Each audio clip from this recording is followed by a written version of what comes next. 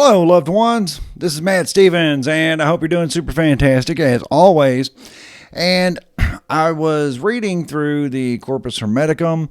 That is a very hard book to read through, but I mean, bits and pieces, right? We just kind of take it in little bits. It's something I recommend you own if you're at all interested in Hermeticism, but don't think you're going to just open it and just start reading, because bits and pieces, that's all. But one of the fun, not necessarily funny, but one of the things, I guess, we'll just go with that. One of the things in the Corpus Hermeticum that is rather fascinating is that it refers to the Creator, or God, as unmanifest. And I know that a lot of people would be like, well, anything that's unmanifest doesn't exist. And it's like, well, that again, there is that paradox, not unlike the paradox of that we've talked about many times, of the vibration, how the sine wave, right, depending upon how big of a sine wave or how fast it moves determines what the frequency is and all that, the vibration. And that the absolute, as Itzhak Bentov put it, is when that sine wave gets so fast and so tight of a fluctuation that it becomes just a thin line, right? It's this, and it gets to be even faster to the point where it is vibrating, but at the same time, it's the points of rest have come to the point where they are overlapping. So therefore, it's at rest. It's infinitely at rest and infinitely at a vibrational speed that's infinite. And it's like, well, that doesn't make sense. It's like, no, it does not. It's a paradox. That's what it is.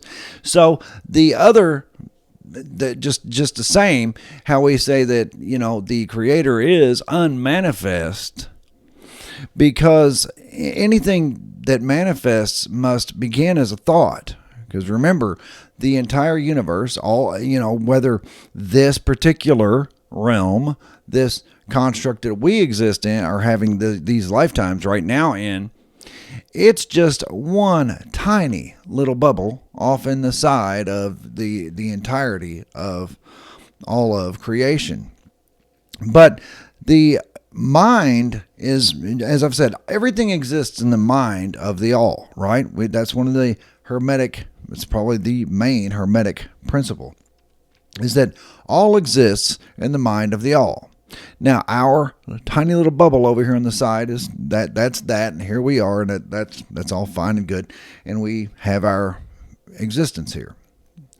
And yes, there's lots of conspiracy theory and conspiracy fact that's going on inside that, and we get into that. We talk about the archons and how they have hijacked this realm, and that the elite ruling class serve them by keeping the masses asleep at the wheel so that they don't wake up to their true power, and all that. But it's like, I thought you were talking about God being unmanifest. I am, dear loved one. But in order for something to manifest, it first must be thought of, right? We learn that with thoughts or things. When we're learning how to manifest the $1 million, we're learning how to manifest a beautiful life that we want to live here. We understand that thoughts are things, that everything begins as a thought, and thoughts originate in mind, right? So therefore, everything that exists in the mind of the one who created it, the one who thought it up, right? So that would be our Creator, or what we would refer to as the all, or the source consciousness. I like to call it universal consciousness personally, but it's whatever, it's the same thing. So this mind has had many thoughts, but every time it has a thought, it manifests in its mind. Now, it can't think itself up, so therefore it has never been manifest. And I know some people are like, well, maybe it has a creator of its own. I mean, I know that some people would think, oh, that's blasphemous. Whatever. Okay, I mean, I can't argue with that either way. I can't argue for or against it. Is that possible? Sure. But that doesn't matter to us. That won't really make any difference in our understanding of the nature of reality, the nature of the all, the nature of consciousness, or any of that. By the way, dear loved one, I forgot, but if you have not yet hit the like button, please do that. Please hit the like button. And if you have not yet subscribed, please do that. I would really appreciate it. Very much so. Thank you. Yeah. So, okay. So the all, or the universal consciousness, is unmanifest because no one thought it up. It just awakened, right? What I mean by that is it had its own awakening, its own I am moment.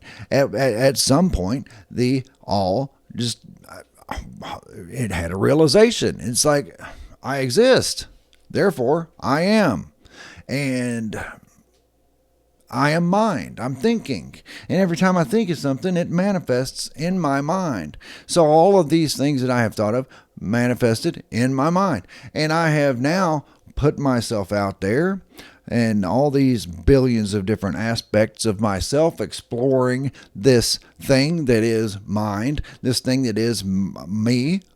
I just want to explore this. I want to look at it from every possible angle. And that's what you are, dear loved one. You are an aspect of that divine universal consciousness.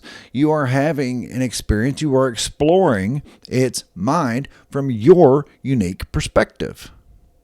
But you were manifested because the universal consciousness manifested you. It thought you up and thought, well, I'm going to explore it from that angle. I'm going to explore it from this angle that I'll call Matt Stevens. There's that. From this angle too. So this universal mind is exploring all of its own creation.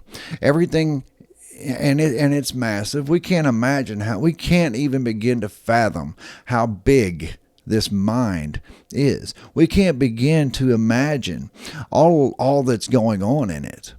We can't even. We're just trying to figure out our own little bubble that's somewhere in that huge field that is mind.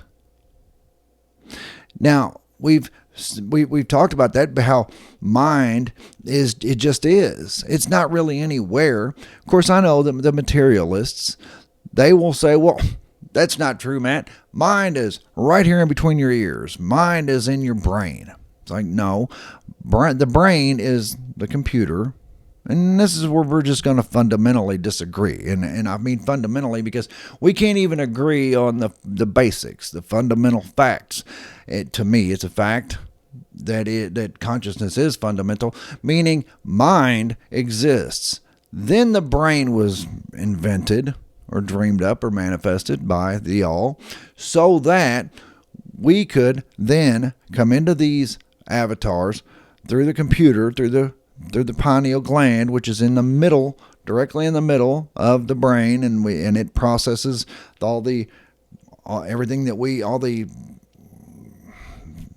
five senses. The five senses, dear loved one. So through the five senses, we collect data so that we can then interact in this environment, which is in the mind of the all. And it's rather amazing how much. What else could be in the mind of the all? What other realms could there be? What other scenarios, whatever, could there be? It's truly unlimited. It's truly infinite.